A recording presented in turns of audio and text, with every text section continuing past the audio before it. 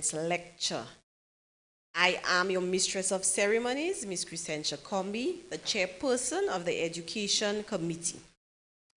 In all things, we give thanks, and so to begin our prestigious occasion, I would like all of you to stand and join us in reciting the Credit Union Prayer.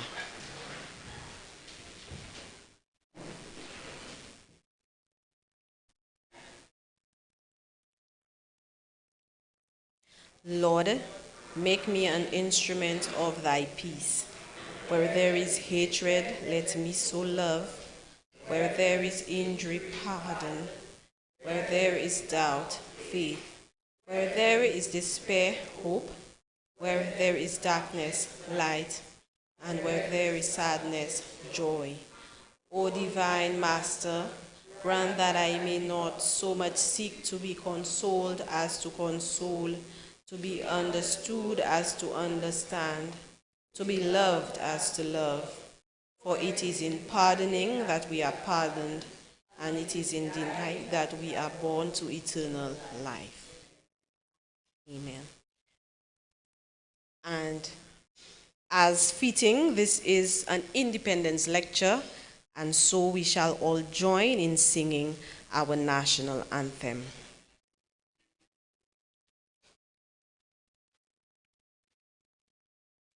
Yes, Miss King, give us the tone. Thank you.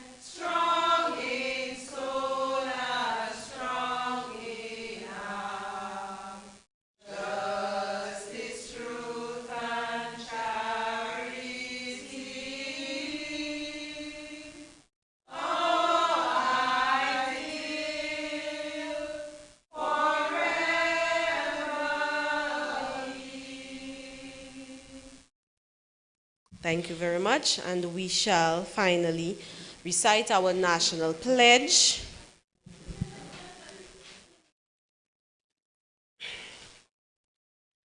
With God as my guide, I pledge allegiance to my country, Saint Lucia.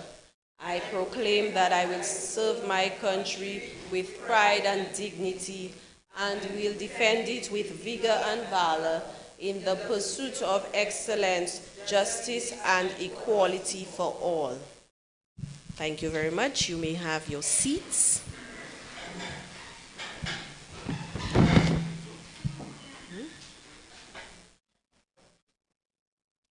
Our Independence Lecture has been an initiative of the Education Committee, and of course the very troublesome COVID-19 period put a halt to our endeavor. This year, we have resumed under the theme. Does anybody know the theme to say it out loud? We're here. Transformation evolution. Join the conversation. Let's grow our credit union. And it is very fitting in the context of our independence theme this year. Duversum, one people, shaping our destiny. And all of this speaks to collaboration, moving forward, and coming together to do something progressive and beautiful. With that, I invite our president, Mr. Mervyn Ume, to welcome us officially. Mr. Ume.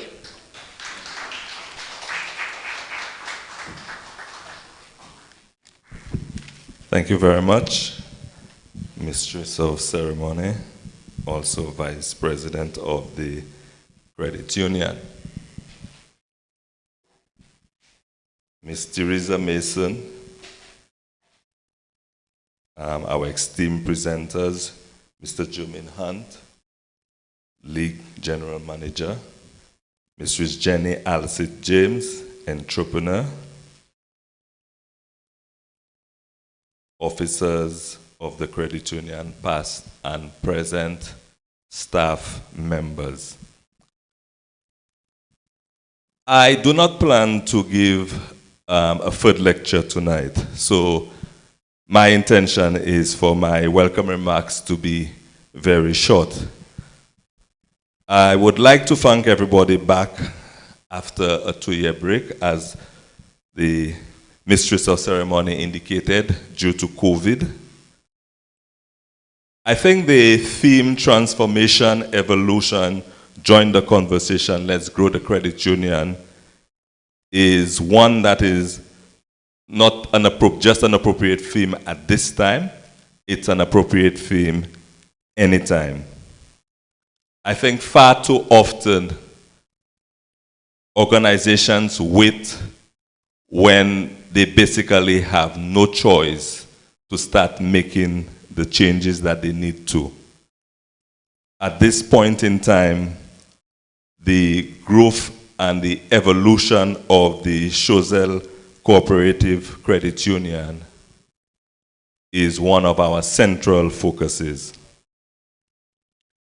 In 1963, when Father Chauvet started this credit union, initially it started off for the Catholics.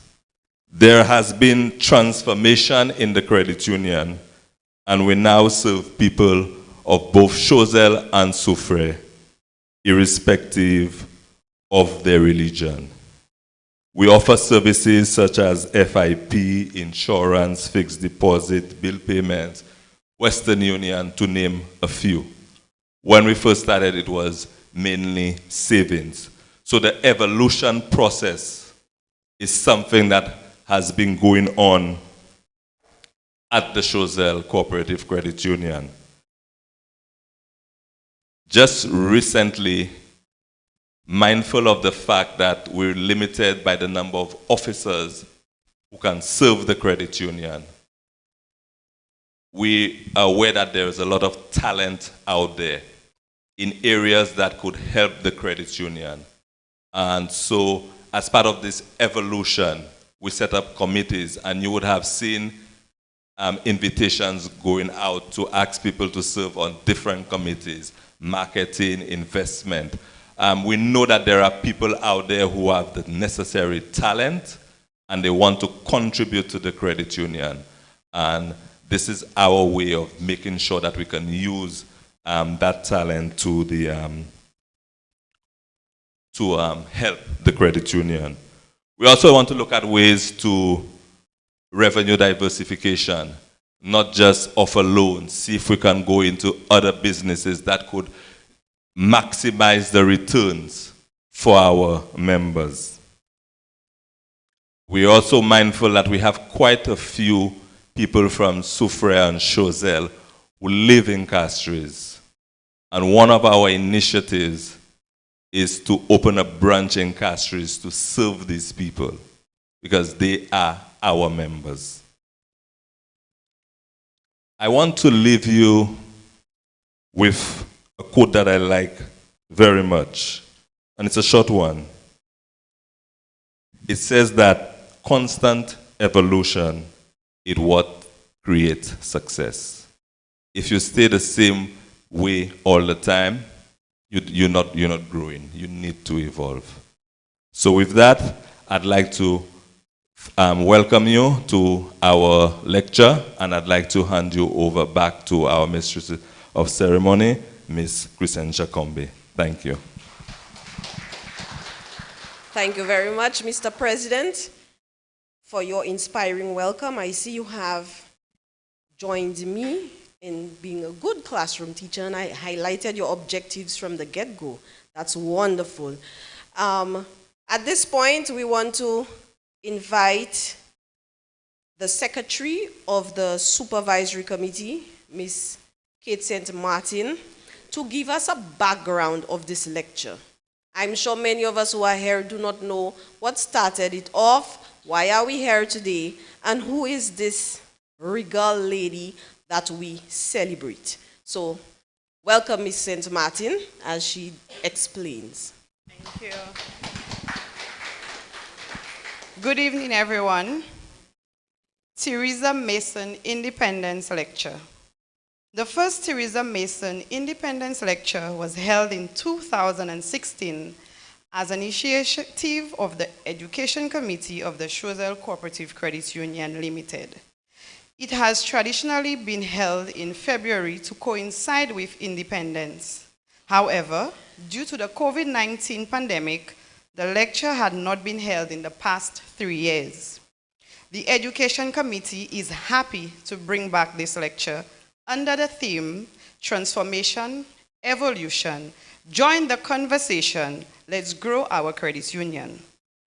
The lecture is held in honor of Miss Theresa Mason, former educator, volunteer par excellence, and devoted cooperator who pioneered cooperative education in school programs nationwide. Ms. Mason, a proud Choiseulian, has served in various positions in the Choiseul Cooperative Credit Union Limited on the board of directors, as the president, as the vice president, as the assistant secretary, and as chairman of the education committee. She also served as the secretary and manager of the Choiseul Fisheries Cooperative Society Limited. Nationally, she was a member of the board of directors of the St. Lucia Cooperative League Limited. She was the secretary of the league. She served as a member of the steering committee of the National Association of Fishermen's Cooperative. From 1986 to 1991, Ms. Mason held the position of Registrar of Cooperative Societies and Friendly Societies in the Ministry of Agriculture. Ms. Mason is a graduate of the University of the West Indies in Teacher Education, Cave Hill, the York University, Faculty of Environmental Studies in Canada, with specialization in cooperatives. She has authored and presented several papers, including The Cooperative and the Community, Potential of Cooperatives to Create Employment for Women, Conditions that will Promote the Development of Worker Cooperatives, and Cooperatives and Development, the St. Lucian Perspective. The Choiseul Cooperative Credit Union is proud of Ms. Mason and her contribution she has made to the Choiseul Cooperative Credit Union and cooperative movement. And we will continue to host her lecture annually. Thank you, Ms. Mason, on behalf of the membership, board of directors, management, officers, staff of the Choiseul Cooperative Credit Union. At this time, we would like to present you with a small token as a symbol of our gratitude for your invaluable contribution.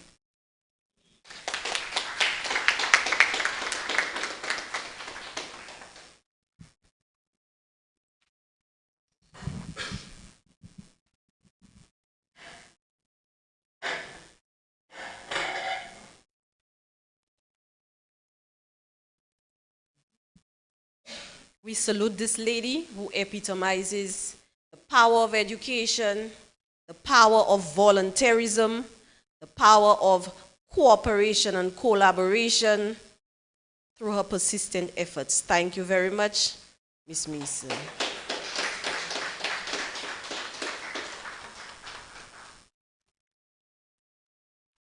Let it be known that her daring initiatives, her contribution towards school cooperatives, I'm pretty sure when she began the drive to get children to watch their cents grow into dollars, people were wondering what's going on with this lady who wants children to take money to go and save.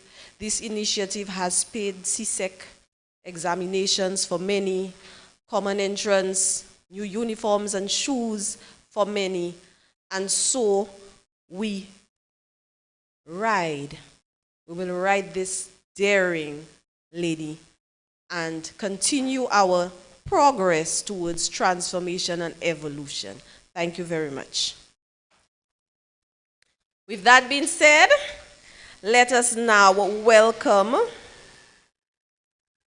Miss Glenda Alsey of the Education Committee, who will introduce our first speaker this evening. Welcome, Miss Alsey, the hardworking Mrs. Alsey. Good evening, everyone. Mr. Jimin Hunt is the General Manager of the St. Lucia Cooperative Credit Union League Limited. He is responsible for formulating strategies, managing people and policies to foster growth and improve the welfare of credit union members. He oversees daily operations of the league, as well as provides guidance to staff to maintain compliance, efficiency, and budget optimization.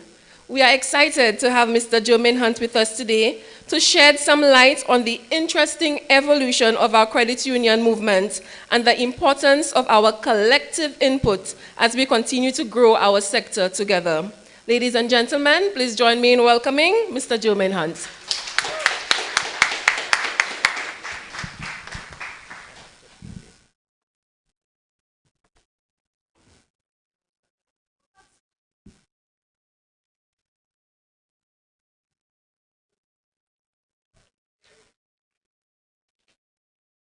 Good evening, everybody.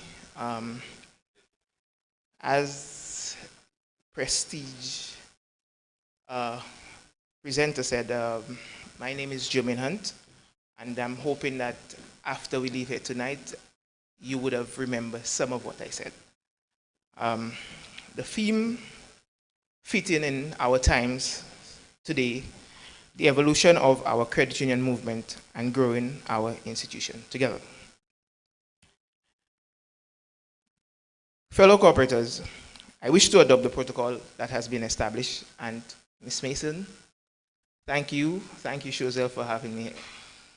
And I will give you all a story a little later. I deem it an honor to have been invited to address you at this year's Theresa Mason Independence Lecture. After a 2 years hiatus due to COVID-19 pandemic, I bring you greetings on behalf of my president, Martina Belizier, and the board of directors and staff of the St. Lucia Cooperative Credit Union Limited, the League. I wish to use this opportunity also to show my respect and appreciation for the contribution of a life well lived by Ms. Mason. The credit union movement has been better for her present. It is said that a life dedicated to serving others is a life well lived, and that Ms. Mason has done. Ms. Mason dedicated her time through volunteerism by ensuring that cooperative principles were instilled throughout the movement in St. Lucia. Our fifth cooperative principle speaks of education, training, and information. Cooperatives provide education and training for members, elected representatives, managers, and employees so they can contribute effectively to the development of their societies and cooperative. The theme this year is transformation, evolution. Join the conversation. Let's grow our credit union. Today, I will be focusing on the evolution of our credit union movement and growing our institution together. This credit union movement was built on the shoulders of our founding fathers, who saw it necessary for us to have access to financial services without the many limitations that existed in the formal banking system. If you permit me, to take a trip down History Avenue and just give you a little brief history of the movement.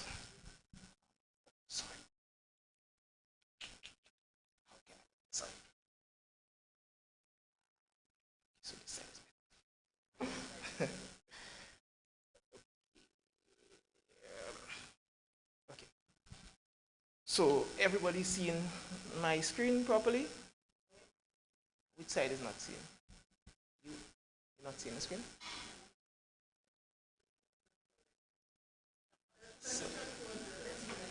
So I'm blocking you? Oh, okay. Yes. I'm blocked. Okay. Yes, okay. I know what I'll do. Can you just control that? I think it's better that. Sorry.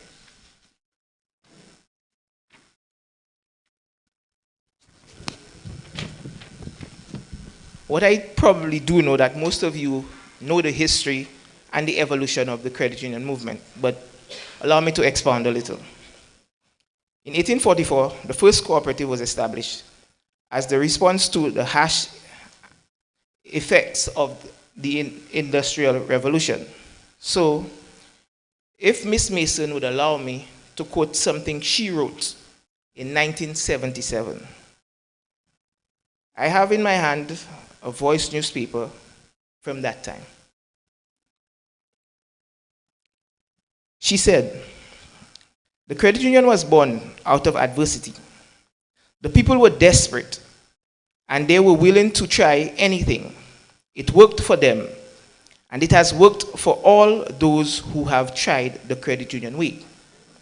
Hence the reason for the rapid and substantial growth and the present position reported at the beginning of her article."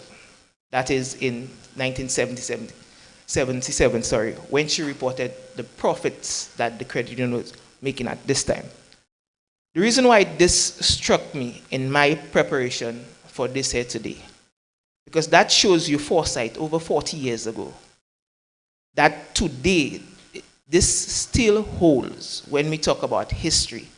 So before I enter this history, I wanted to expound on our own history in St. Lucia, in Miss Mason, when she had the foresight to see coming together what it could have done and what it will do and what it has done for us as a people, not only in Choiseul, but our country. So for that, I would allow for a round of applause for her, please.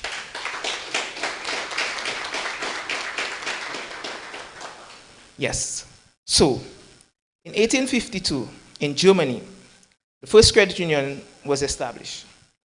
In 1964, Raffin in Germany started the first rural credit union to serve farmers. Now, Choiseul being a proud community, we know full of hard-working individuals, and we know how credit unions started. And I think we shouldn't take that for granted, because it was of the backs and the sweat of laborers, farmers, fisher folks. Those were the first set of people who worked very hard and sent their kids to school. And we all are products of that hard work. So I take this opportunity to tell you, do not ever forget this small but valuable lesson, that hard work, what it has done for all of us. I continue on. In 1901, the credit union started in Quebec, Canada, and in 1908, the credit union movement took root in the US.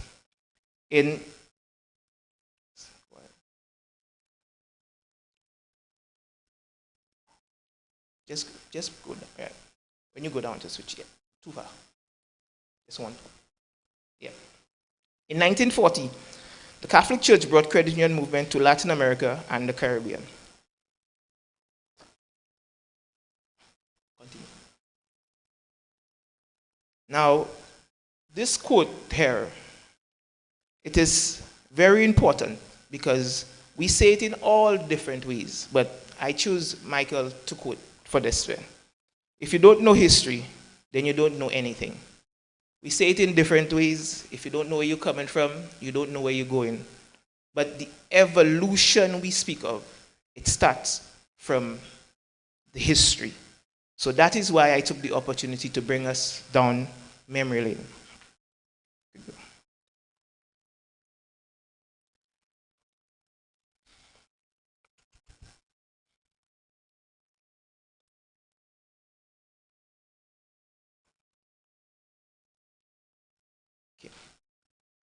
Like people in most countries, St. Lucia have always had traditional ways of working for mutual benefit, the Susu culture which we are all familiar with. Organized registered cooperatives was first practiced among farmers through the formation of agricultural credit societies around 1916. Though these societies were short-lived, they continued to influence the movement to date. As we see cooperatives being undertaken by different groups to include, but not limited, to farmers, fishermen, craftsmen and women, teachers, policemen, consumers, civil servants, taxi drivers, tradesmen, hospitality, and students. The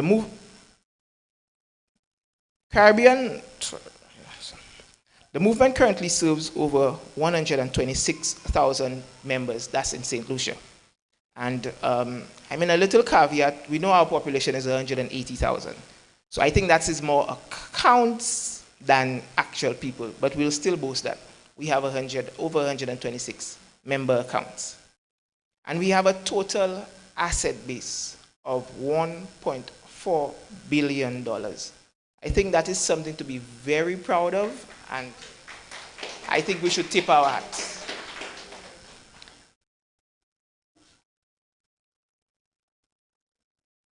We will continue to be the beacon within the region while advancing the welfare of the people of St. Lucia.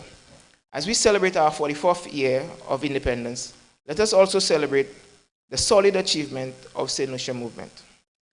The credit union movement in St. Lucia continues to grow and has made significant strides. The credit union sector survived the 2008-2009 financial crisis, and our resilience was again demonstrated during the height of the COVID-19 pandemic. Through credit unions, the lives of many are transformed as credit unions satisfied the social economic needs of their members. And I think COVID would have taught us a very important lesson, because while everybody was grappling as a movement, it was us who assisted the government, to pay salaries when the traditional financial institutions backed out. It was the credit union who came together and said, hey, listen, we're going to purchase those bonds to allow our civil servants, somehow who are probably here, to be able to have a salary. So I think sometimes we take our credit union impact for granted, but things like that I think we should know and we should be proud of, very proud of, because had we not, and remember, we were the second option. It was turned down. However, the credit union decided those are our members. We are going to come together and purchase those bonds so our members could put food on the table for the kids and everything. So again, I think that we should embrace our credit union, and all that speaks to the evolution. The evolution in the sense of that we are in a position now to get the respect of the entire society because we are now financially sound.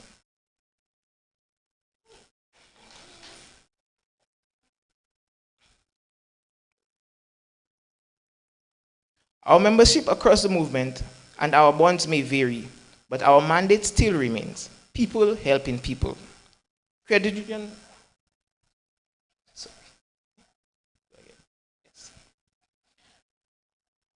Credit unions have managed over the years not just to transform by way of membership, but through products and services offered an advancement in standard operating system to include use of appropriate technology. When we speak of evolution, one first thought is biological evolution. But today, our focus is on the business of the credit union as a financial cooperative. When it comes to evolution in the credit union movement, we're talking about responding to market changes, members' demand, products and services, and changing technologies to ensure relevance and progress.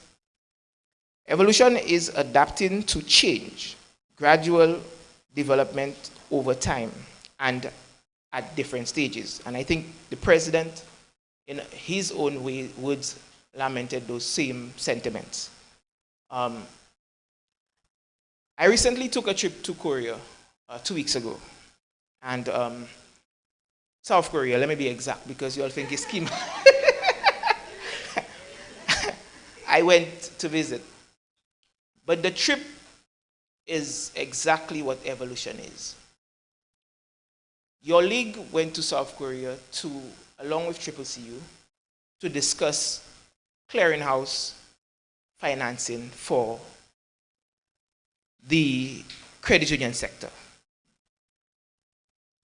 Currently, the amendments to the law, which was prohibiting it, has been gazetted.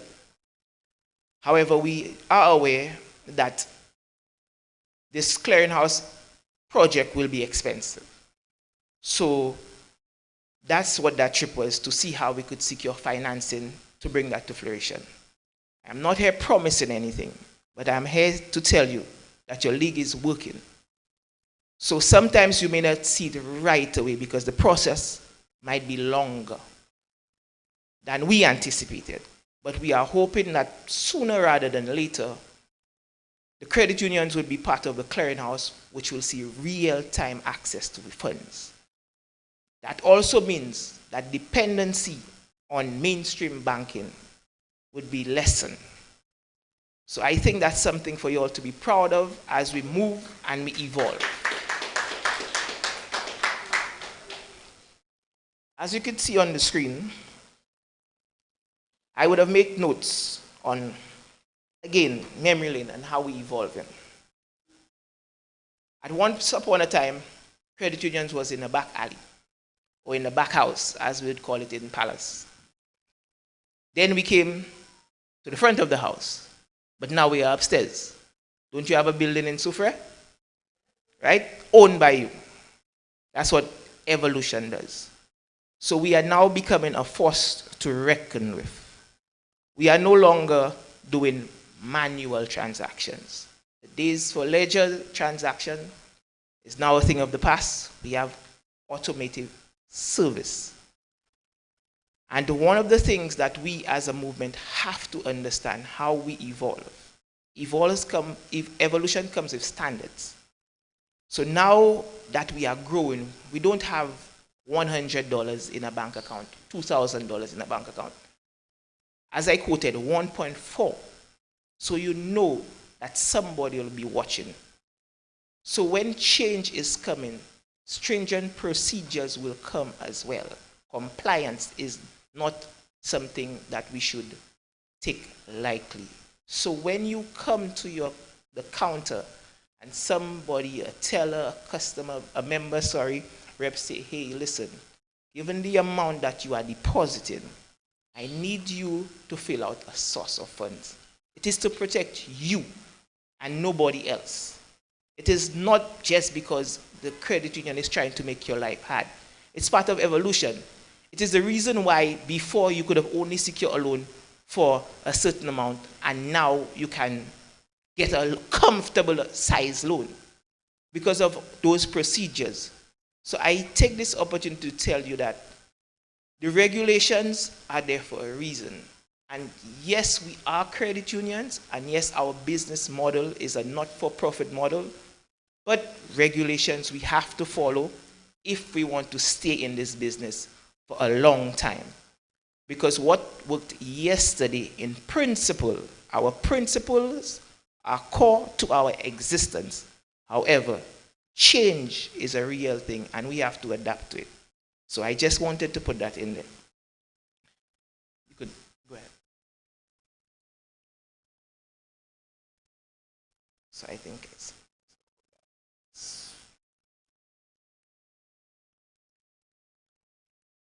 yes. When we talk about evolution, right now, as we all know, we have the ATM project, which is part of technological advancement. We are now working exceedingly hard to achieve an international debit card because we understand in order for us to be competitive, our members want more. Mobile banking, evolution. Online banking, evolution. ATM, evolution. Now international debit card. I would tell you that your league at present is trying always to bring this to fruition sooner rather than later because we understand the importance of moving with the competition. And we are trying our hardest for our movement to evolve past its current stage. Why is evolution important to credit union? Evolution, it helps us to understand trends and access our competitors within the market. It also helps us to remain member-centric. We must adapt to change, especially in technology. Digitization is here. It helps us to make strategic decisions, in the interest of our members, and evolution will help to maintain our relevance as financial cooperatives. Growing our credit union together, our members. The movement needs the support of the members. Loyalty. Our members, we have to be loyal. Because as you can see, just a stone throw away from here, Bank of St. Lucia erected a branch there. However, simultaneously, CIBC stopped business in Soufrière, but your credit union is still there with you. So those for-profit organizations will come. They will test you all, better rates, but your credit union will always be loyal to you. Because remember that you are an owner of your credit union. You have a say on how business is done by voting and doing it the right way, because there are procedures. Because too many times I hear members say, let us do it that way. But doing it that way, is that within regulations? Would that bring the credit union another 40 years? Those are the questions we have to grapple with when we talk about change and evolution. Not because I am an owner of the business. It has to be done how I say it. The business, the credit union, has to run in a manner fitting to last a long time. As you could see, I separated the theme in different ways. Your league will continue to advocate on behalf of credit unions and leverage regional and international relationships. Right now, we have several documents coming from central bank. Depositors insurance is one, clearinghouse is another. There's one that's eluding me right now. But the point is, right now, your league is trying to work as hard as possible to ensure that your credit union is well represented. I remember attending a meeting where a legislation was about to pass, but it was more bank-centric. And I was like, no, I can't give this my stamp because it didn't take the fundamental principles of the credit unions. So those are the things that we as members have to educate ourselves about. Because, as I said, change is a real thing. Regulations are changing every day, yes, to suit us, but it's also putting us at a disadvantage in a certain sense. Because right now, you have to talk about we will be spending more money monitoring, a compliance officer, salaries.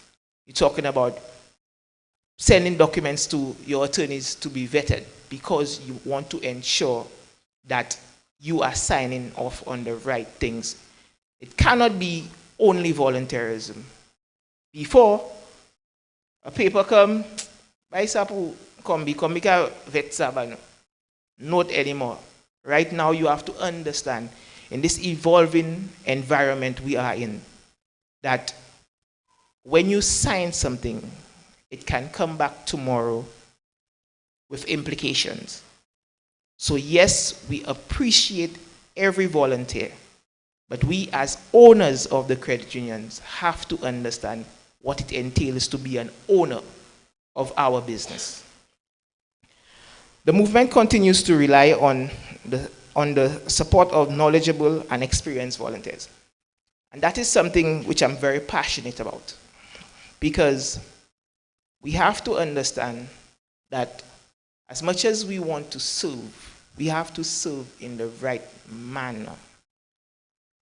Because you have a treasurer on your board, let's say that, knows nothing about finance. In the past, we could have gotten away with that when our coffers was merely $10,000. When we have all those millions dealing with, somebody's looking at us. So not because we want to serve as members, and that's what evolution speaks to. Not because we want to serve. You cannot be the treasurer. You can help in other ways, but you cannot be the treasurer because you don't have what it takes. And I hope I'm not offending anybody. I'm just trying to be real here. Because when you volunteer for a purpose. And the purpose is to better what you are doing. If you want to better your credit union, you have to understand in yourself, I do not have what it takes to be that type of volunteer. However, I will be there on Saturday on a beach cleanup. You understand? I will be there wherever I am called upon. But now we have to think global. We have to understand we don't have $2 in our coffers anymore. So people are looking at us. We cannot have volunteers in certain positions that we are doing the credit unions a further disservice. I am sure when Miss thank you. I am sure when Miss Mason served back in the day, her thing was to help, to assist, to better our community, to better our country. And if we talk about betterment in different ways, you understand? Everybody has a role to play. And I think as members, we have to understand. We would attend our AGMs. And I think that is something we have to do. Because as an owner, we cannot just open an account and don't attend AGMs. Too many times when an AGM comes, we are grappling for numbers. That shouldn't be the case. Because you're supposed to be vested. Because that is the same place you will come when your daughter or your son needs to go to university. That is the same place you will come when you need to fix a leak in your roof or whatever it takes. So you now have to understand that the value you have in attending your AGM and attend so your credit union could do better. And also, while I'm on it, or at it, sorry, you have to understand that when your credit union gives you a loan, you have to go back to the fundamentals of the Susu days. It is to be paid back. It is to be paid back because that's the only way we could evolve. By when that is given to you, you give it back so it could be loaned to another person. So let us keep that in mind while we evolve. The dedication, honesty, and integrity of management and staff is critical to success. And again, I speak of the hires we make. It is no longer giving time up for free. Yes, we are volunteers, but we have to understand the cadre of employees we have. We have to have professionals in our organization. A time before, it was the secretary of the board who used to run the credit union. No more. You have to have a qualified manager, an accountant. You have to have those things because right now, again, it's not a dollar you're dealing with. You're dealing with a lot of money. And I say this because evolution comes in several ways. It's not just the technology we thinking, yes, we'll be part of the clearinghouse. Yes, we're getting depositors. Yes, a credit bureau is coming. You know what a credit bureau will do to us? Because of our business model? So we have to pay attention and be strong and keep on pushing through. The way forward. For us to remain a viable financial partner for our members, we must adapt to the rapid change in technology. Digitization is the way of the future. Members wish to access the services of the credit union in their own comfort, and which I spoke of previously. Access to membership online, increased distribution of cards, and increased use of ATM machines, increased access to service and convenience. Your league will continue to leverage relationships to benefit our member credit unions. Your league is working to bring international debit cards, as I told you, to y'all as soon as possible. And of course, I would have lamented my trip to Korea. We met with the National Credit Union Federation of Korea, and we are trying our hardest to bring this to fruition. The charge. The future of this movement is in our hands. May we all play our part in advancing this great movement. May we serve with distinction like our great credit union stalwart, Miss Mason. May we never forget our mandate of people helping people. And I would like to, if you allow me to, quote a prayer which we say every day. But do we understand what it says? When we say, Lord, make me an instrument of thy peace. Where there is hatred, let me sow love. Where there is injury, pardon. Where there is doubt, faith. Where there is despair, hope. Where there is darkness, light. And where there is sadness, joy. O divine Master, grant that I may not so much seek to be consoled as to console, to be understood as to understand, to be loved as to love. For it is in pardoning that we are pardoned, and it is in dying that we are born to eternal life. My fellow cooperators, it was my pleasure sharing this time with you. I will tell you this. I look forward to many more conversations with you as we try to push the credit union, evolve together, bring this movement another 40 plus years, and on the sweat of Miss Mason, not to make her regret. And in closing, I will tell you, I joined the movement 2 years ago, and it was only then that I found out that Miss Mason is a family member of mine. Yes. So we are family, and this is the first time I'm meeting her. So it's my pleasure. I hope I have her courage and her motivation to do the work that she started. I thank you.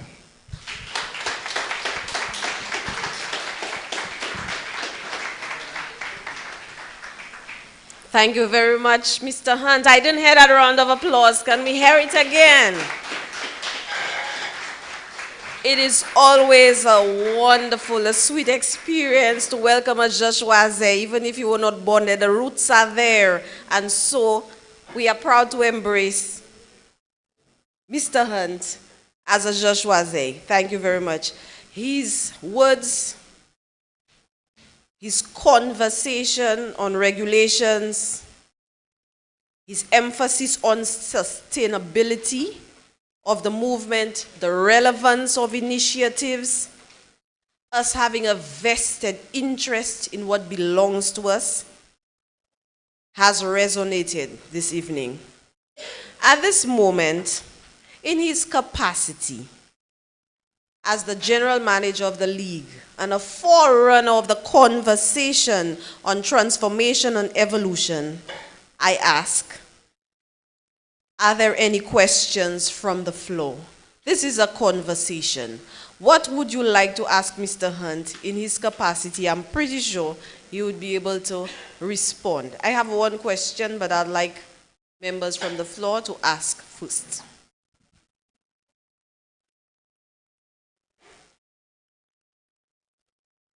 Apparently, he was very clear, so no questions.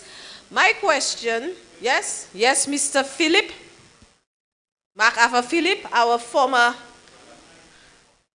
vice president. He was once the chair of the education committee. Come along, sir. We have only one mic.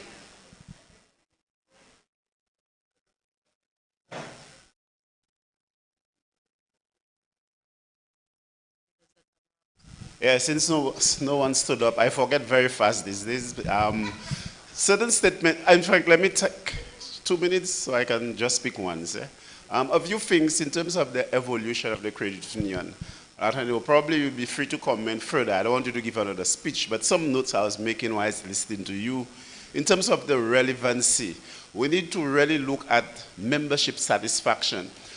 We need to ask ourselves whether our members are truly satisfied with the services that we are providing now. Now that we are, changes have happened in the credit union for the past 10, 15 years with new technology, the internet, COVID-19, a lot of changes have happened. People are treading on our territory. You mentioned the Bank of St. Lucia is right there in our back door. I didn't even know that. Thank you, because I don't listen to Jukwa again. These things happen. How can we ensure the membership satisfaction in the global, what is happening to us now? Are people still interested in doing business with the credit union as they were when Miss Mason was writing her articles? Are people still interested? Do you think so as a part of the league? You made a statement which I put a big asterisk by. You says the loan should be the, well, you made reference to that. Loan should be the only form of whatever term you use. I disagree with that in terms of the question of should loans should never be now in 2023 the only form of investment of the credit union. Oh, not only. I missed the word not. Because the chairman mentioned a few new initiatives that will be taken. And I believe firmly, because what the credit unions have been doing, of course, I don't know, they call it investment, but I call it savings. They put some more money at the Bank of St. Lucia with you and the league, with FITS, and we call it investments. I mean, it is time we look differently at investing our monies. Let us begin to form partnership. I didn't hear things about forming partnership, giving the credit unions the leeway to continue to implement some of the things the president mentioned. New forms of investment, apart from just buying bonds and keeping some money at FITS or with the league. What does the legal framework say? What about the credit union's cooperative law? What is the league doing on that? Uniting the credit unions. Now, I don't know how many leagues we still have in St. Lucia. We have 2 or 3, because I know not all credit unions, some credit unions remove themselves from the league. I mean, you can confirm that to us. So, a good point you made was the fact that we need to look at the persons who come on the board. I mean, we need qualified persons. This is something the Choiseul Credit Union has been talking about for some time now. Because, I mean, no longer you have somebody on the board who doesn't understand financing, who doesn't understand communication, who doesn't understand the things we really need to push our movement forward. So in evolutionizing the credit union, there are a number of things we need to look at, which I miss probably. Sometimes I don't hear too well in one ear. So I may have missed some things. But we, and the role of the league in terms of changing the attitude, we're not feeling the league in Choiseul. We're not feeling it. We don't know what they're doing to us or what they are doing in the offices in Castries. So all this is part of the evolution that we need to look at. Thank you very much. I'll not talk again, my dear. Thank you very much, Mr. Fleet. I'm not sure if you want to address the league's contribution towards collaboration and growing the credit union, sir? Well, the league at present is working on just that, collaboration. Yes, you are right that predating me, 4 credit unions would have left the league. There is still only one league at present, and regulations are being revised, but I am, based on my reading and my understanding, there will still only be one league. The truth is, people disagree.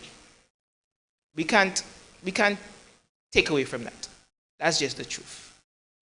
We however have been working very hard to bring in a one body, because we do understand that there is strength in numbers, and on your league, rest assured, we are working for better collaborations.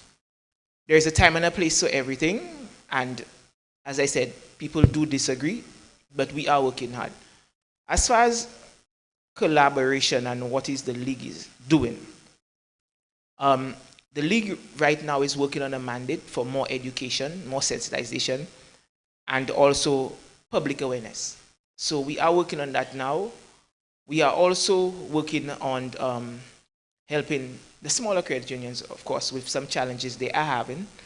So sometimes you may not hear it from a member's point of view, but our correspondence will be directly through the managers, and Ms. Johnville could attest when we are working on things. So I take your point, and it's something we will work on and something we are working on. But as I said, sometimes it do not reach you because our direct contact would be the credit union directly. But yes, I hear you, and we will do our best to. Thank you. Thank you very much for that response. Any other questions from the floor? Okay, so I have one question / contribution. Beg your pardon? No, my question doesn't count, he says. In 2019, Governor Timothy Antoine of the ECCB recommended to St. Lucia that our population should consider amalgamation. That we have at present about 16, sir? 16 credit unions for that small population. And the conversation was there to start grouping and joining, because for us to grow in the space, we need to extend our tentacles. The Choiseul Credit Union is limited in its growth if it remains within its boundaries. If all of us go national, then we have a whole set of credit unions competing for the same space. And so I asked the question, in keeping with the credit union principles, how do you draw the balance between the principles of people helping people and at the same time remaining relevant, sustainable, and competitive? Trying to make me sweat more than I am already. But you made a very good point. And it's fitting for the topic, because when the credit union principle was formed, it was a common bond. An area, a profession, etc. However, through the same evolution we speak of, the $1 we were making yesterday in surplus, not profit, we are now wanting more, because our very members are asking more of us. So this year, I get a 2% dividend. Next year, I don't want that. In spite that the bank giving you 0% on your savings, I don't want that. I want more. So that has fostered the regulators to take an approach on allowing a few credit unions to go national. Now I'm going to put myself on the limb and not speak as the general manager of the league. So please have that caveat there. We are fully subscribed where it comes to credit unions. If you go to neighboring islands, they have taken up the practice of amalgamation, and it has worked better for them. However, we have to understand pride. Everybody have pride. My personal view, as I said, my caveat is there. Why can we not have a Saltibus branch of Choiseul Credit Union? Amalgamation. However, pride would prevent that from happening. But I think the time is now to have the conversation of how we can amalgamate and still be relevant. Because we have to understand, again, there's strength in unity and in numbers. And if we come together, we will be able to better serve our people. Because when you have a small credit union with their coffers of, just scratching $1 million, you have a larger credit union with has surpassed that by far. We have to understand that if we come together, the purpose is serving our members. And we would be in a better place to serve our members. So I'm hoping that I didn't put my foot in my mouth by answering your question, but I did to the best of my ability. Thank you. Thank you very much. And so this is why this is a conversation, and you're joining the conversation. Note to the board, the officers, the conversation. Thank you very much. After this very serious conversation, and he had to drink his water because I made him sweat. Oh, we have one more question? Okay. Thank you very much. Come forward, sir. I can't introduce you, so you have to introduce yourself. Maybe a question, but the question's not for Mr. Hunt. Nice seeing you, bro. Siobhan Devonish, from Castries, living and working in Soufrière, but still a member of the Choiseul Credit Union. And I'm asking this question to piggyback on what Mr. Hunt is saying to members in attendance, because being sustainable is one thing, being unified is another. Because you can be sustainable, you're barely scratching, but you're not unified. So the question is, how strong, how effective are you in your sustainability? And the thing that I have noticed after working with commercial banks for quite some time and looking at credit unions and what credit unions are and what they're supposed to do is, I always go back to the source. And it's very easy to identify the source because Choiseul Credit Union, Forcejac Credit Union, Saltibus Credit Union, Labrie Credit Union. It's very easy to identify the source. But when you go through the communities, if we really are to effectively make lives better, take a look at the buildings across Choiseul Credit Union. Let's forget about Soufrière and that development. Let's focus about where it started, the birthplace. Now let's go to Soufrière. And I ask myself, as an employer, as an employee, as a member, why is it when we're in organizations where we're supposed to come together and help each other, you don't see that when you look around you? Do you understand where I'm coming from? Why is it we have hairdressers, barbers, and other fields where people are employed in, but you do not see over the generations, over those 4 decades, you do not see the infrastructure in the area being developed to provide rental space for members so members can have their own business and members can serve members.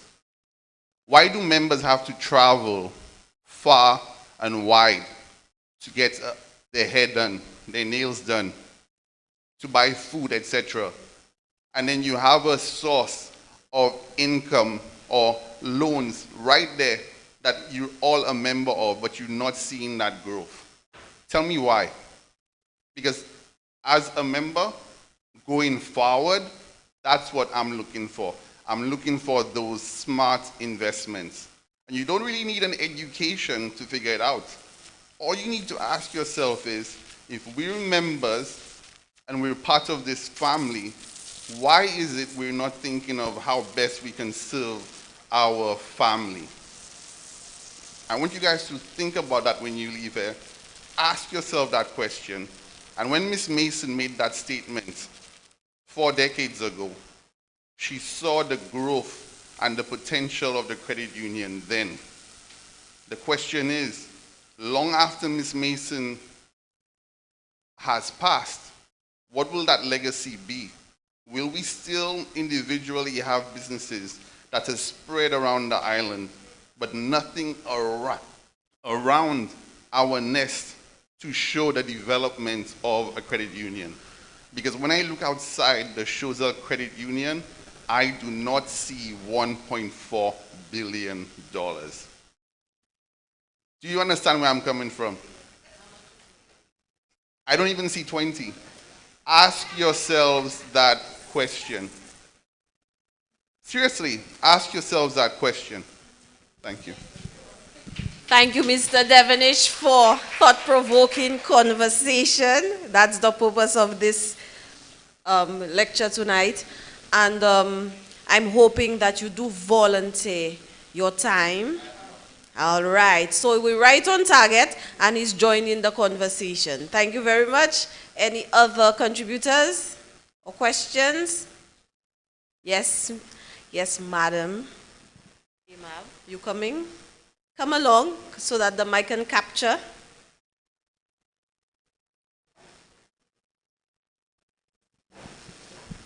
Good evening, everyone.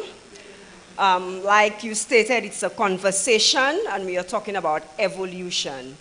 And I'm considering, since we are evolving as a credit union, and now we are supposed to be very competitive because the commercial banks as well are competing with the credit unions. When you go to some of the commercial banks, you have special lines for workers in uniform. I'm thinking the credit union is evolving, and that maybe it may be something that we can begin to consider. Because sometimes early morning there are persons who have to go to work, and they have to stand outside a very long time. So I'm thinking that in order for us to begin to be very efficient and to evolve, that this is something that can be considered. Persons like me may not benefit because normally it's persons in uniform, but again, I just wanted, since we were having a conversation, to bring that up. If we are supposed to be competitive and to evolve, we can start thinking in this line. A second thing I want to mention is that, correct me if I'm wrong, that credit unions are supposed to be regulated by a specific body. However, I noticed that to me, some credit unions have more latitude to do stuff, because it is easy for some persons to tell you, I will leave Choiseul Credit Union and move over to another credit union because of the benefits that they are going to get. For example, there might be one credit union that offers loans for vehicles, purchasing of vehicles that are more than 10, 12 years, and another credit union may say that they only provide loans for vehicles that are within 10 years. I'm saying that if we are a credit union, we are all under the cooperative league, I'm saying that all credit unions should be governed by the same thing. So it does not present a situation where, because this credit union is able to be more flexible and do that, you have members moving away. So I would like some clarity on this. This is something that I have been hearing for a long time, and I'm saying if we have to be competitive, yes, we can be competitive, but at the end of the day, it shouldn't be a situation where some credit unions have so much latitude and some don't. Like I said, you can enlighten me, but this is something that I have heard and noticed as well. Thank you. Thank you very much, Ms. Amab. I think Mr. Hunt will answer, but I'd just like to mention that the credit union, one of the principles is autonomy and independence, and some decisions are made by you, the owners. And therefore, your bylaws govern the operations of your credit union. So at the next AGM, where decisions can be made, issues such as those can be raised, and when resolutions are made for evolution and improvement, then they can be supported by the members. Okay? And I will allow Mr. Hunt to further add to that conversation. There is not much more I can say after this answer. However, we have to understand that we all evolve at different rates and pace. So today, your asset base is what it is. It wasn't the same yesterday, and it's not going to be the same tomorrow. However, somebody who has traversed ahead of you, they have the latitude to take certain decisions that if you take those decisions, it would impact you negatively. So I think sometimes when we are asking for things, we have to understand the impact of the opportunity cost, as Econ would put it. That's what we have to understand. So as much as, yes, we want that too, but remember the fundamental, loyalty to your credit union. And you have to understand, when you take away your business from your credit union, you are preventing your credit union from growing. Thank you. Thank you very much for that. Excellent. And so we won't see the growth being reflected, so if they move away, right? Thank you very much. Okay, so any other contributions and questions? I'm hoping that this year the AGM will be fully attended with such suggestions, because the conversation will continue. You again, sir? All right, one more thing.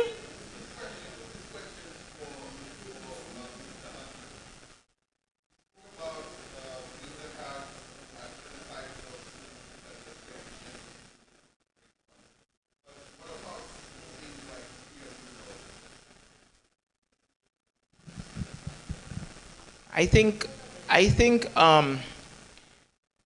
you have a body of knowledge, and what you probably should try to do is direct it to your manager at your credit unions, because those suggestions can only take fruit if you bring it up to your manager, because at my level, this is not for me to implement. This is for your education committee, your board, your manager. So I think that is where that conversation should start, and those are good, very, very good, suggestions. So I think that is something, I think everybody here knows how to get that conversation there. The president is right here. I know he's listening. So I think those ideas would, Mr. President, I could charge you with that? Yes. And then that's where to start. Okay? All right. Thank you very much. And so we shall take the opportunity to adequately and appropriately thank Mr. Hunt for his enlightening conversation. We invite Mr. J. Theodore to present him with a token of our appreciation. Mr. Theodore is a member of staff, one of our young budding professionals. Come along, sir. Please go to the front. You come in there? For pictures?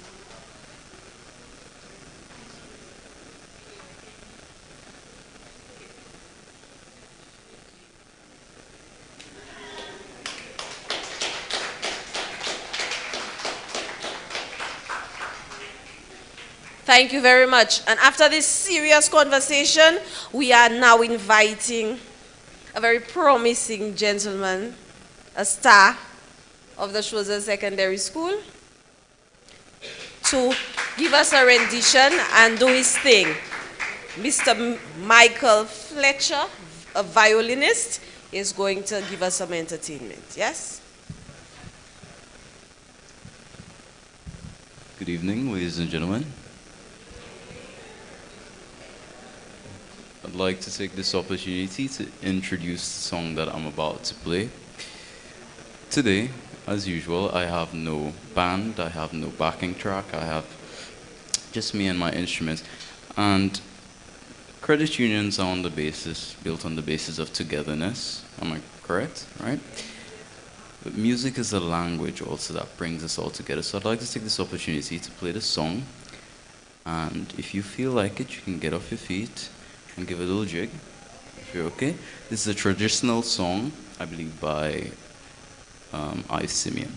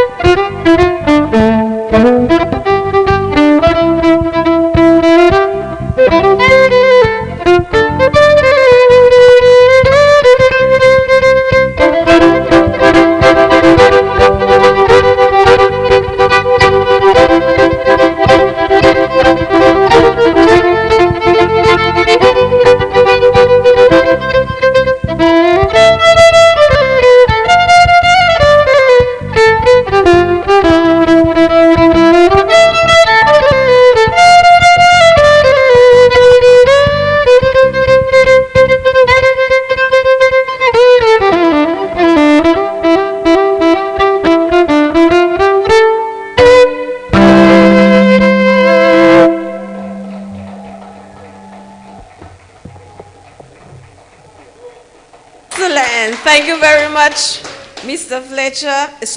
And this is investment right there. Choiseul Cooperative Credit Union supports the Choiseul Secondary School, and we will continue to build on our young talent. Thank you very much, sir.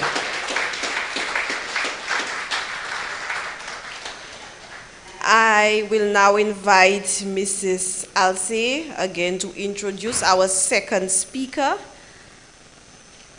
Come on.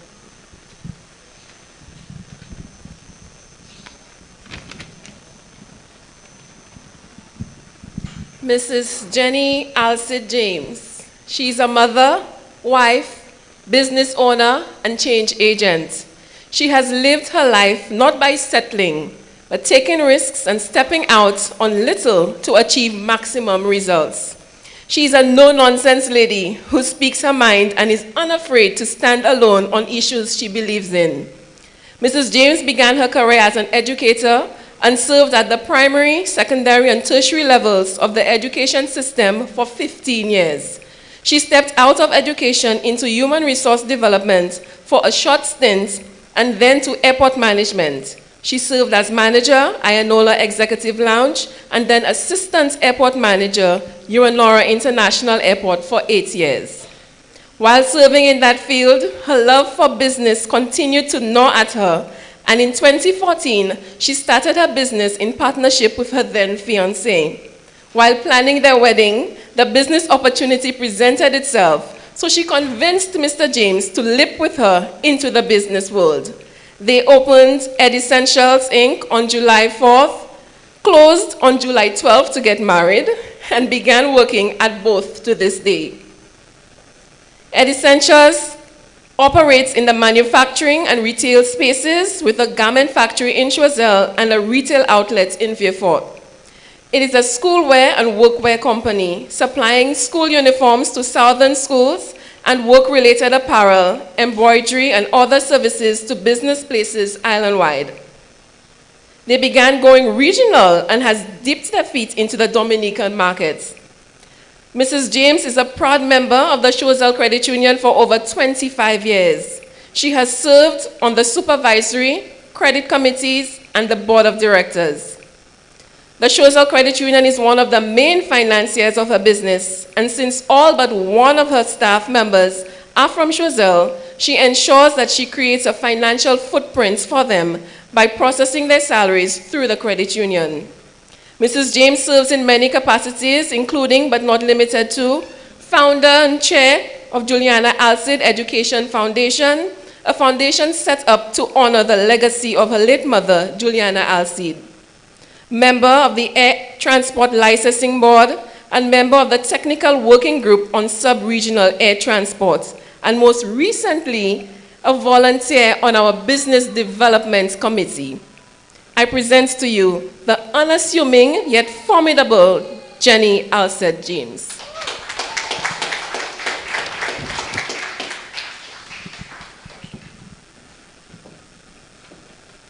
Good evening, everyone.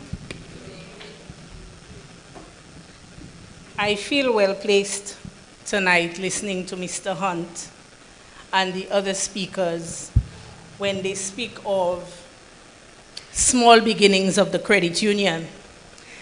I feel very hopeful because I run a business that started very small. And if my vision, like that of Miss Mason, if it takes root, and it flies as it should and as I want it to fly, then we will go regional and possibly international. So, from yesterday up to the moment that I'm standing here, you may hear my voice is a little strange. A killer flu decided to unleash its fury on my body. And this thing hurts. My bones from my head to my toes hurt. But I could not decline last minute because that would betray everything that I stand for. So here I am, and pressing through with this evening and bringing a short message to you on the topic, taking chances and chasing dreams. I would like to thank the Choiseul Cooperative Credit Union for thinking of me and inviting me here. It is always a privilege and an honor to serve my community and my country. If one thing I say here tonight positively impacts someone sitting in this audience and someone else streaming, watching the live stream, then my goal would have been achieved. The two concepts, taking chances and chasing dreams, are intricately connected because the latter, chasing dreams, cannot occur without taking chances. One of my favorite quotes comes from the Bible in the book of Zechariah, and it speaks about not despising the day of small beginnings. Many times when we see someone start something, we are always quick to judge, to say, no, you shouldn't. But small beginnings, especially looking at the credit union and what the credit union has achieved, small beginnings are necessary for formidable futures. What comes to mind when you think of taking chances? Do you think of pulling a random number out of a hat? Or taking a chance on a raffle sheet? Or here's one that we all can identify with: writing our numbers on the Massey store's receipt and putting it in the box, hoping that we win. How many persons here have ever won? One? Awesome. What? Two? Nice. Out of this, well, I have been putting my name in this box for years and years, and I have not won a thing. Yes?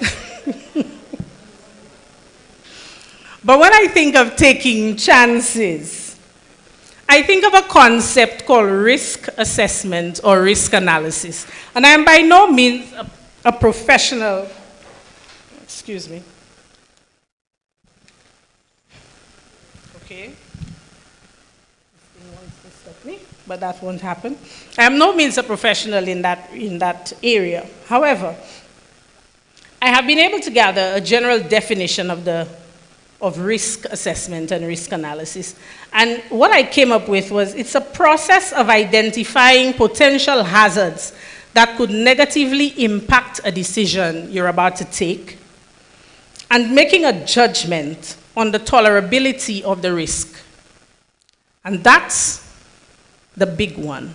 Making a judgment on the tolerability of the risk, because everything has risk. And sometimes the risk is high, and sometimes it's not so high. But even when it's not so high, you need to make a judgment on the tolerability of that risk. I have taken many risks in my career. And what I'm doing now is a risk, because I started this business in 2014. And in 2018, I made the decision that I was going to jump out completely of my regular job at the airport to run the business that I had in my heart. So for 4 years, it ran on autopilot. I mean, I did all the back end of the work and everything, but it was necessary that I actually got in there and personally started to handle things. And of course, I got a different view of what it means to run a business.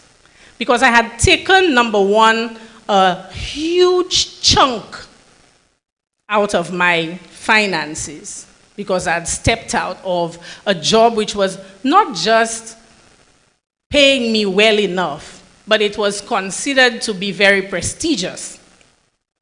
And when you have a prestigious, quote-unquote, job in this society, persons treat you differently. It's as if your worth is judged based on what you do for a living and not who you are as a person. So I had to deal with people who would try to rub shoulders. Oh, I know so-and-so because you're the assistant airport manager, da-da-da. To, oh, you just run a business.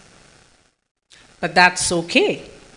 Because when you have a vision, you do not let anything hold you back. You chase that dream and you take the chances that are necessary to be taken. One of the tools I have used personally for making decisions and the shifts that I have made in life is a SWOT analysis. Now, everybody here who has done some level of university or college would have learned about a SWOT analysis from a business perspective.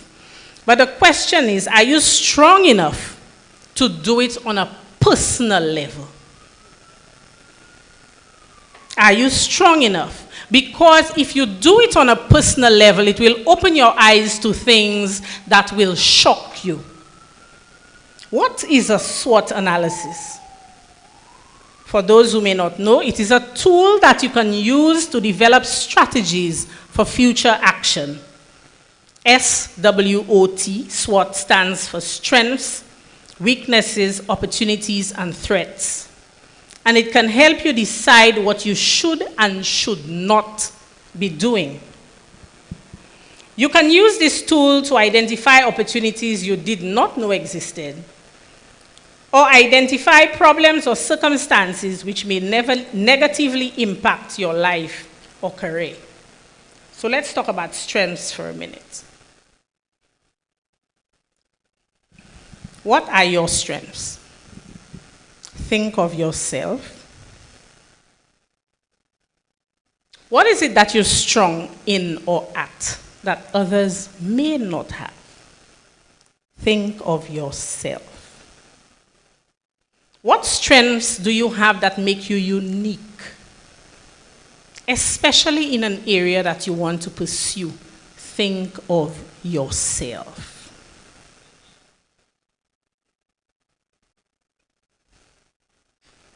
Now, when we go to interviews, we are asked a question: what are your weaknesses? And we fold a lot of the times, because we don't want to take the time to look at the real me and identify the areas that I am not very strong in. So I will ask you, what are your weaknesses? Ask yourself. What tasks do you avoid because you don't feel confident doing them? What tasks do you avoid completely because you are so afraid that you do not want to push through the fear and get it done? What are your negative work habits? Example, do you have a short temper? Are you known to be the office gossip? Are you always late for work? What do other people see as your weaknesses, if you dare ask? Are you strong enough for constructive feedback? I will not say criticism. What are your weaknesses? Opportunities. Is there a way that you can create an opportunity for yourself by using one of your strengths or by eliminating one of your weaknesses? Ask yourself. Look at your current workplace. the business environment, the country you live in, the economy. Is there something happening that could be an opportunity for you? Is there a service that you are not satisfied with and you see a gap somewhere and you feel you can fill that gap by providing a better service? Look at a challenge you may be experiencing. Is there an opportunity to create a solution? Ask yourself. Threats. List the threats that stand in the way of your dreams and your goals, and write them down. Anything that you have in your mind is an idea. If you start writing it down, it becomes real. Write it down. What are the things that stand in the way of your dreams and your goals? Is it you? Are you your own obstacle? Are you bold enough to answer the question? Is it a decision or a list of decisions that you've made that have placed you in a very compromising position, but you are not willing? You are able, but you are not willing to make the change.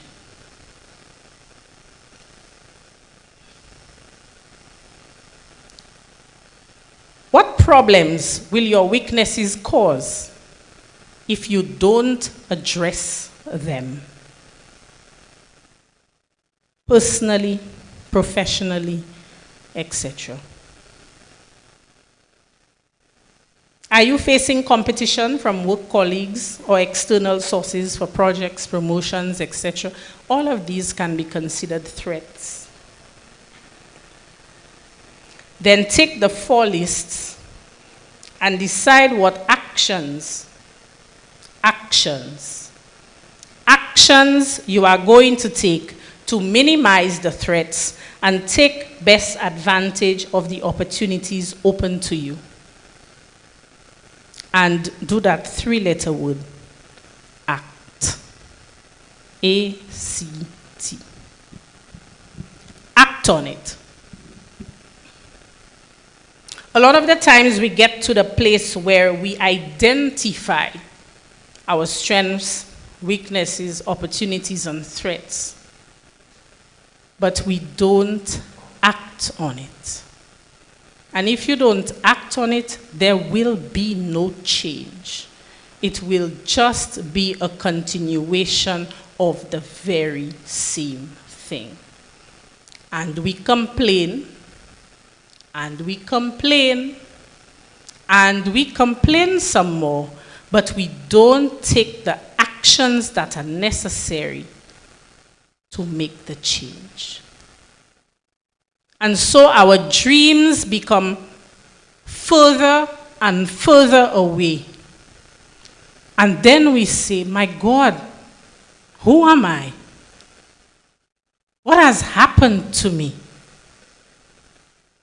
I was this feisty individual and I had so many plans and so many dreams, and we all make terrible decisions at times. The question is, how much are you willing to do to change the situation, to make a turnaround? In the Christian realm, it's called repentance. But we're not going to go there today. How much are you willing to give up to chase that dream and take that chance? People say, and that's very cliche, it's not going to be easy. No, it's not. But when you're actually walking the road, you have to be able to deal with it's not easy.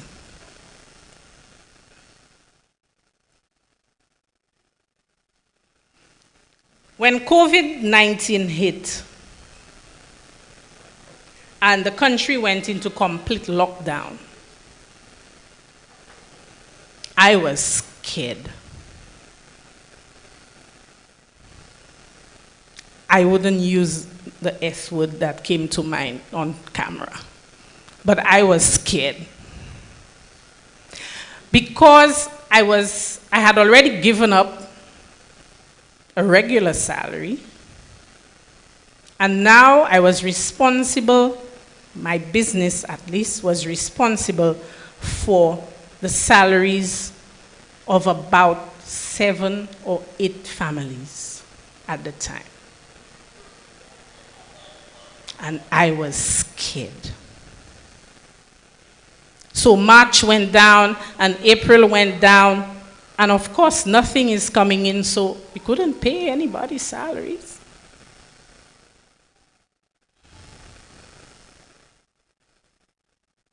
And we had to learn to pivot in this critical time. At our very small factory, we make school uniforms and school sports uniforms for schools as far as canneries. Beaufort Comprehensive, Tiroche, and so on this side of the island, and as far down as canneries. I can throw in a plug and say that we do very little work for Choiseul, but I'm not going to do that.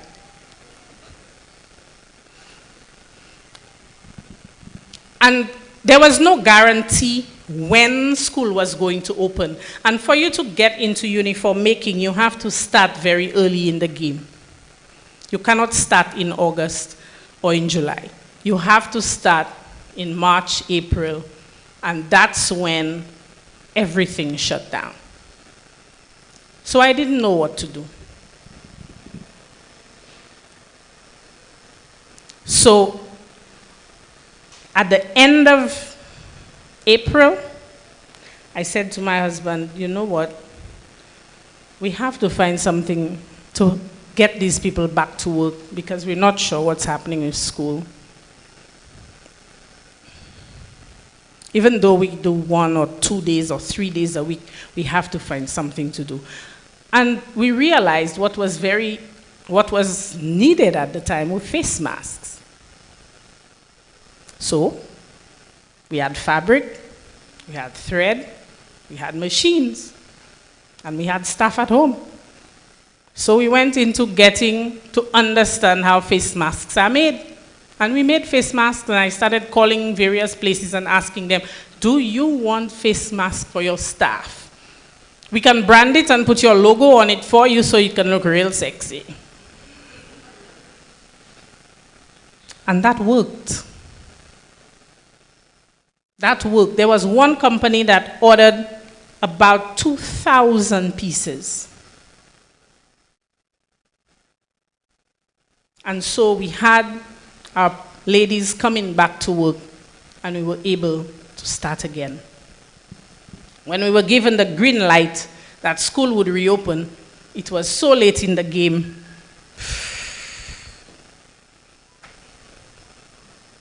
We could not meet the demand because it was very late in the game. Taking chances requires that you learn to push through even when things don't seem like it's going to work. You push through anyhow. Taking chances may make you look like a fool sometimes. But are you willing to look like a fool for your dream? Like Joseph, we know him, we've heard of him. What are your dreams? There are a lot of young people in here. And not so young ones like myself.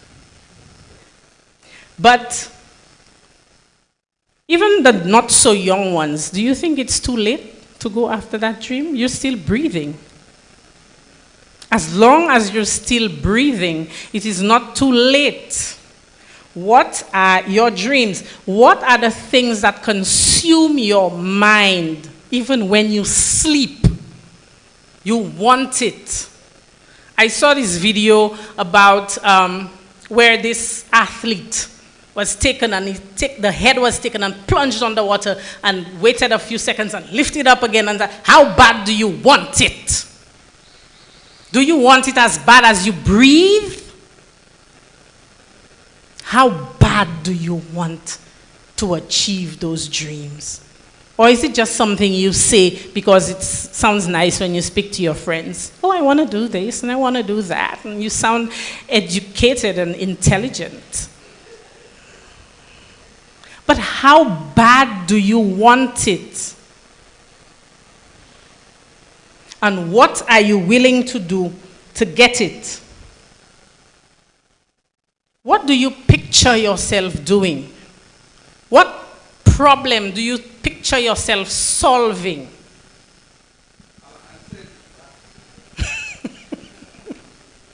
Write it down. I must say that not everyone has what it takes to chase a dream. The word chase tells you that there must be effort. Chase. Have you ever seen a dog chase a cat? It goes after it with everything, and if it lays its teeth into that thing, it's you've seen it, and cat is screaming like crazy. Chase.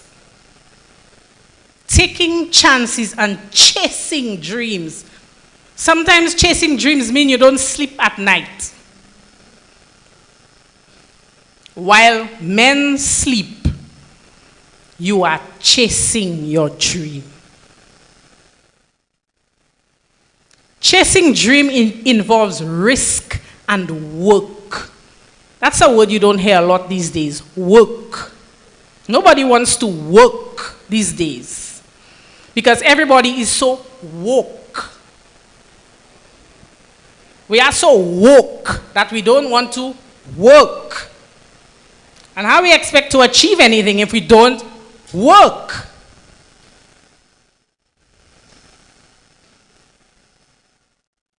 You come to an organization that pays you to be there for the day, but your job description is so specific that if they tell you that you're supposed to pick up this chair and put it there, that's not on my job description. I'm paying you for the day, pick up the chair. Maybe somebody will see you picking up the chair and say, that person is very impressive, and ask you to come and work for them. That's how you network. You don't network by being lazy. Work. Many people can complain about their current situation. They can make a priest and a pastor look like fools because they will just give you a sermon every day. Oh my God, things are so terrible. And you sit there like, what are you willing to do about it? Well, I would have done something, but I just don't know. Okay, here's what you can do if you're coming to ask me for advice. And they put the brakes on. Irks. No.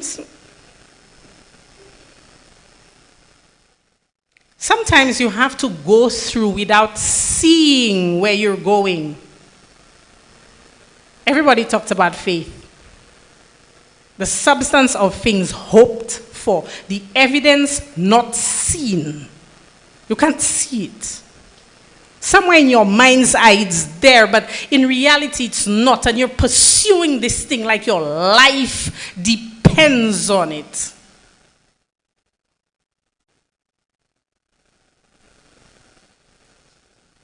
Chasing dreams means stepping out of your place of comfort and doing things that are hard and uncomfortable and making mistakes along the way.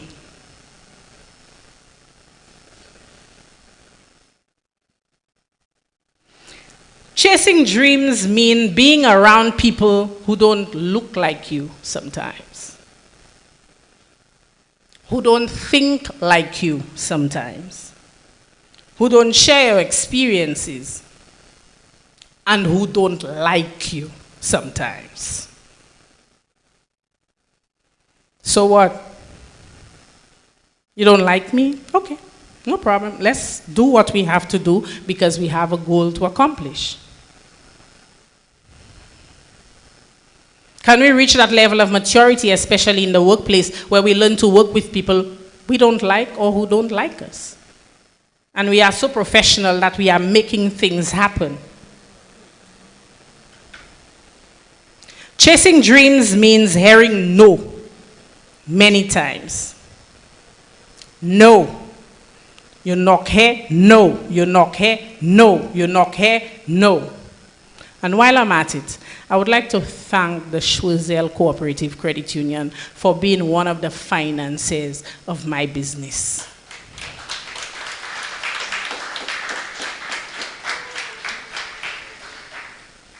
When I heard many no's, I did not hear a no from the Choiseul Credit Union. So thank you.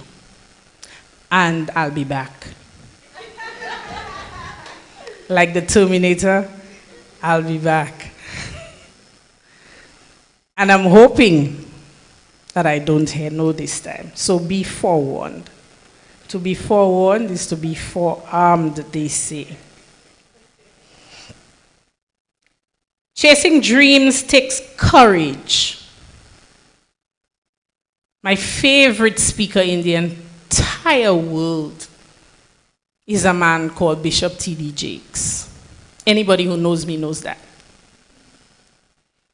And one of the things he says is, do it afraid. And I try to teach my girls that. Do it afraid. But mommy, I'm afraid. I can't do it.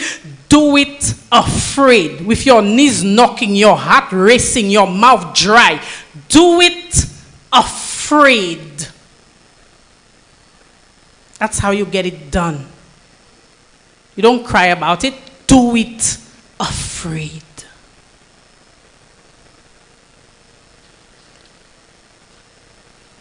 Chasing dreams is a willingness to stumble, fall, and get back up again.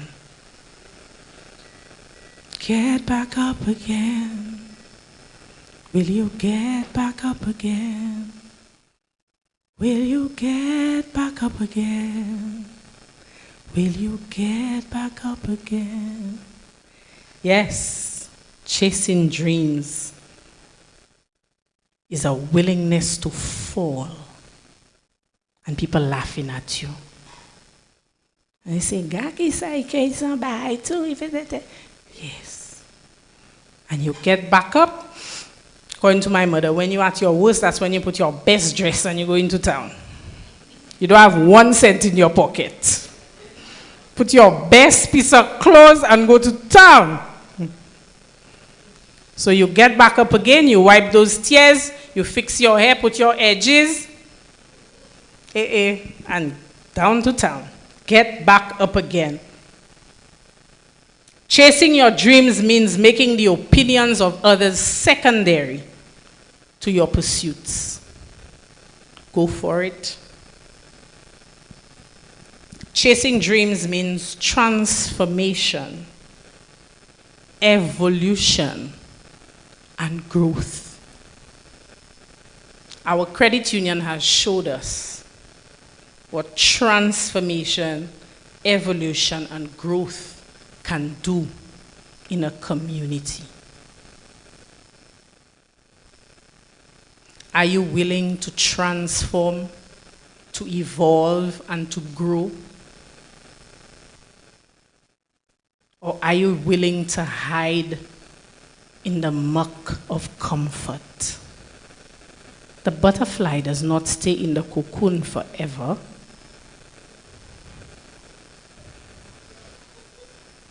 It doesn't. But eventually it will burst free and spread its wings. Purpose, destiny, evolution, transformation, growth. So, what are you willing to do to chase your dreams? I leave you with this question. Thank you.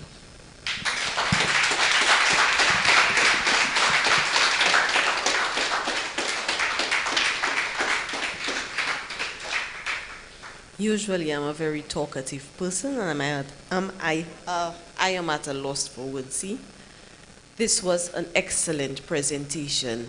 Not only were the words for us personally, it hit as a credit union. Our SWOT analysis is coming.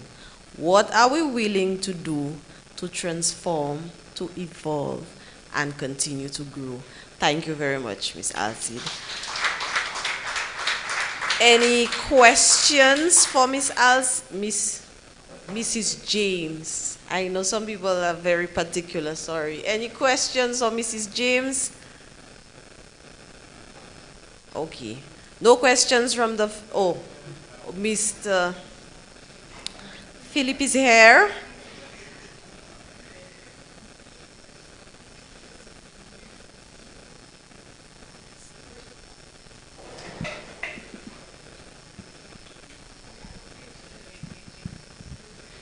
Thank you very much. I can open the floor again. I must thank Mrs. James. Sorry, there's only one name I know. Thank you very much, Mrs. James. I like the term you started, small beginnings are necessary. I just told somebody coming up the road to the lecture, I mean, and the thing about the butterfly, I like that. Me too. Yeah. All right. But interestingly, you mentioned the SWOT analysis. Yes, I'll give you a chance. Let me talk. Mr. Frank. The SWOT analysis and the threats. On my side, I don't normally say threats. We look at what I call critical assumptions.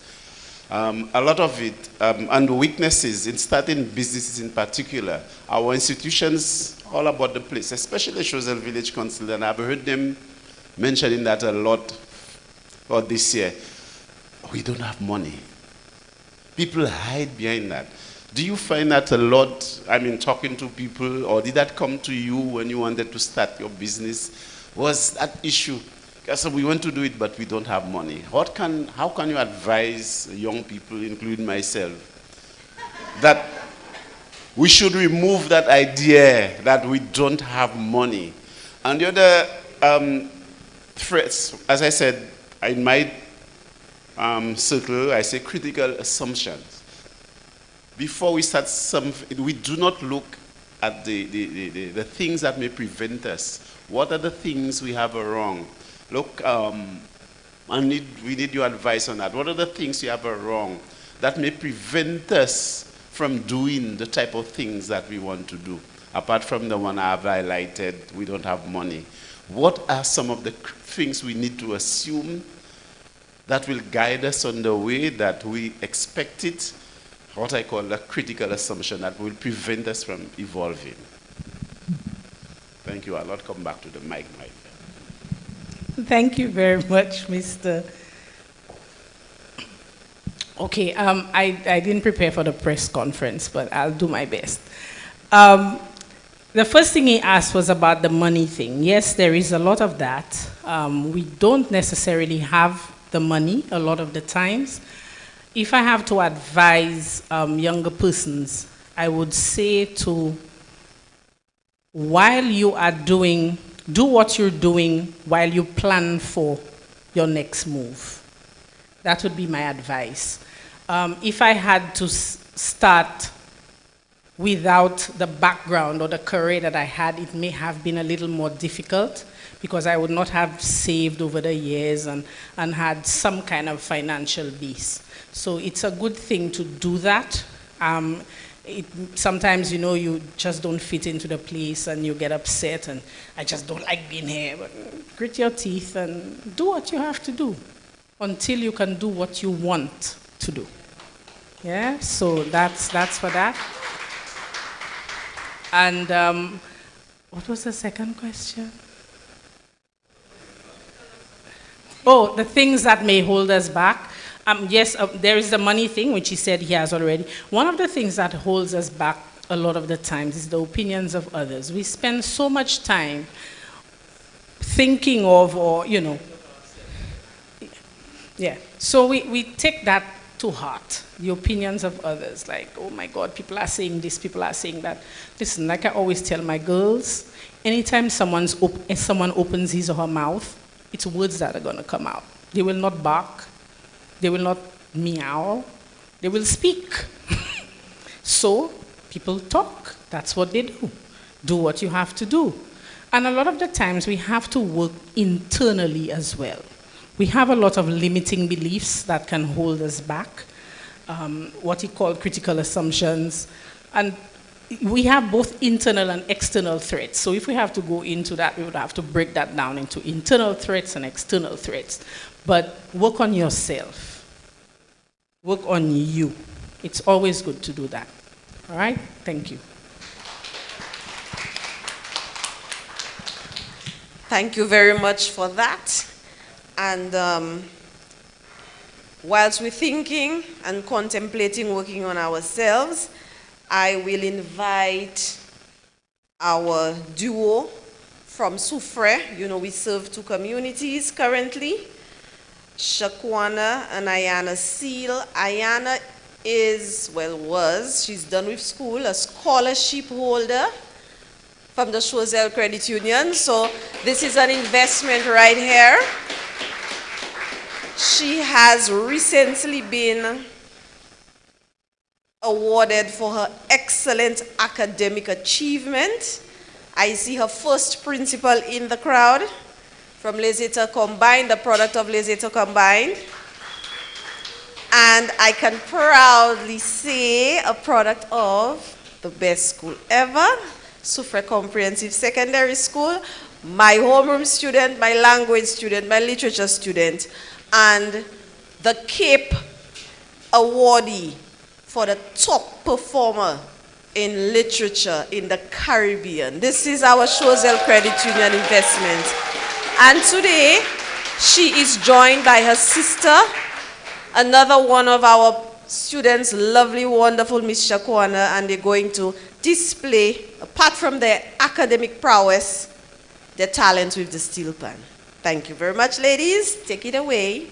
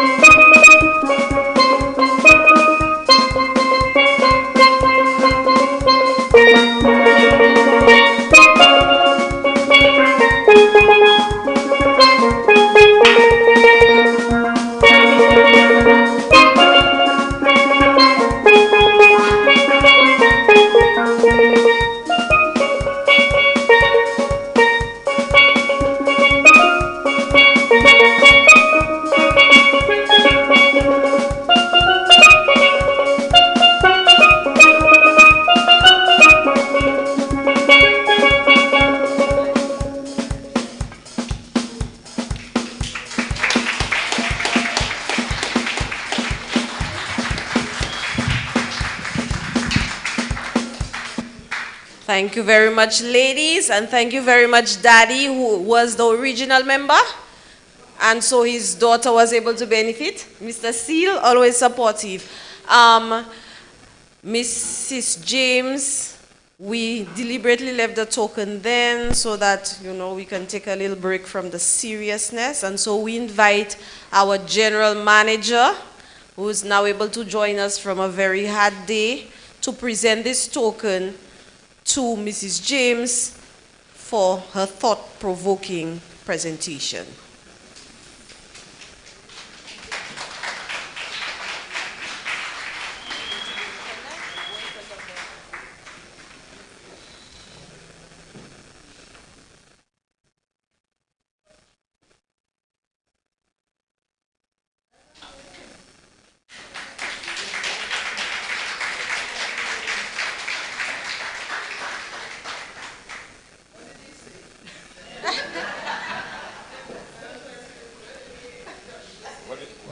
On this note, I shall invite our Public Relations Officer of the Board, Ms. Tessa Osman, to thank all of you who made this event possible.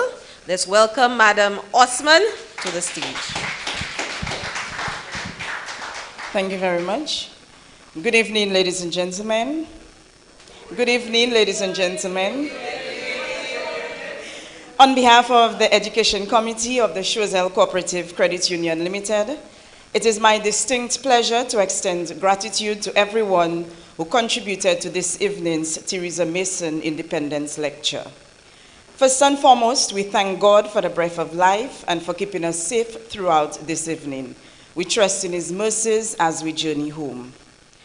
To Mrs. Theresa Mason, thank you for gracing us with your presence and for paving the way towards the growth of our credit union. Mr. Movin Ome, our president, thank you for welcoming everyone and setting the tone for the evening. Our esteemed speakers, Mrs. Jenny Alcide James and Mr. Jimin Hunt, you delivered eloquently. Your messages were timely, interesting, and enlightening. We look forward to your continued input as we transform, evolve, and grow our credit union. Our membership, thank you for attending today or for following us online. We appreciate you for making us your financial institution of choice. We remain committed to serving you and, of course, making your lives better. Mr. Michael Fletcher, Ms. Ayana, and Shaquana Seal, we thank you for your splendid performances.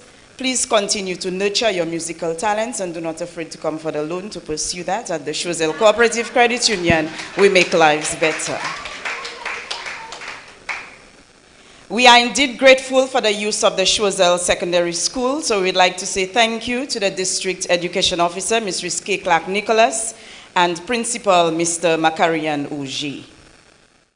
We would like to say immense thanks to GVD TV for carrying this event live and for your excellent coverage, Mr. Eldin Augustine for sound, Mr. Jimmy Harrell for his creatively outstanding decor, our caterers, Ms. Rispier and Ms. Rispol.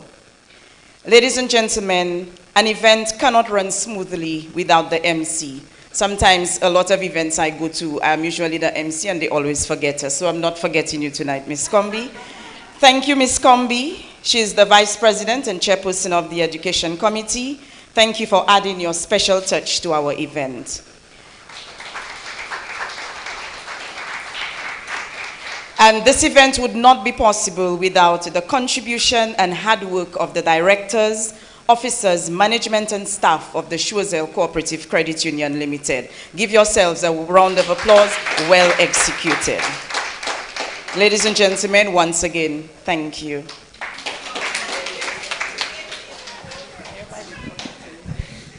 No, if you forgot anybody, I don't think they'll feel left out for such an eloquent vote of thanks. Thank you very much, Madam Osman. So tonight we leave and we remember that we are going to be continuing on our journey to transform, evolve, and grow through conversation. At Choiseul Cooperative Credit Union Limited, we make lives better. Thank you very much, everybody, for joining here and online. Refreshments will be served, and you shall help yourself. Have a great journey back home. Good evening.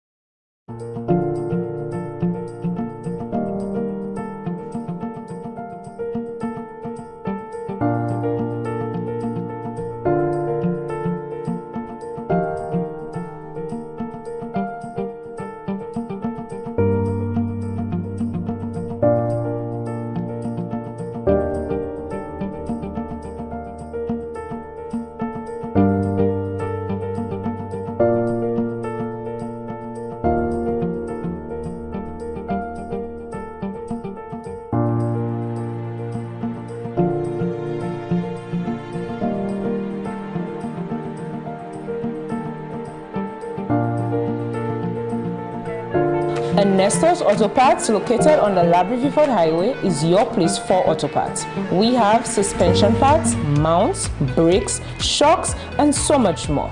We specialize in accessories like mats, batteries, horns, lubricants, and much more. We're open from Mondays to Saturdays from 8 to 5 and Sundays and most holidays from 8 to 1. L'opri, Ernesto vai depois.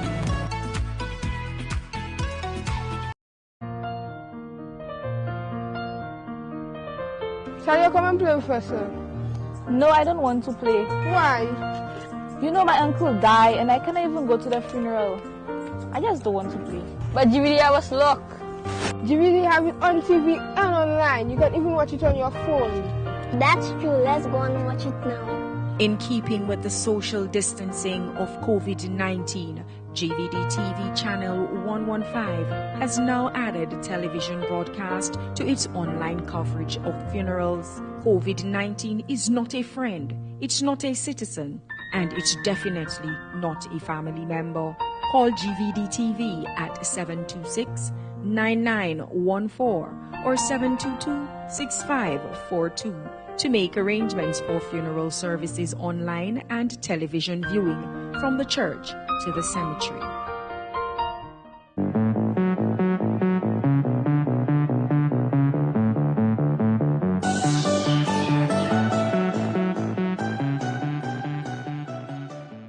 Ice candy, deliciously healthy.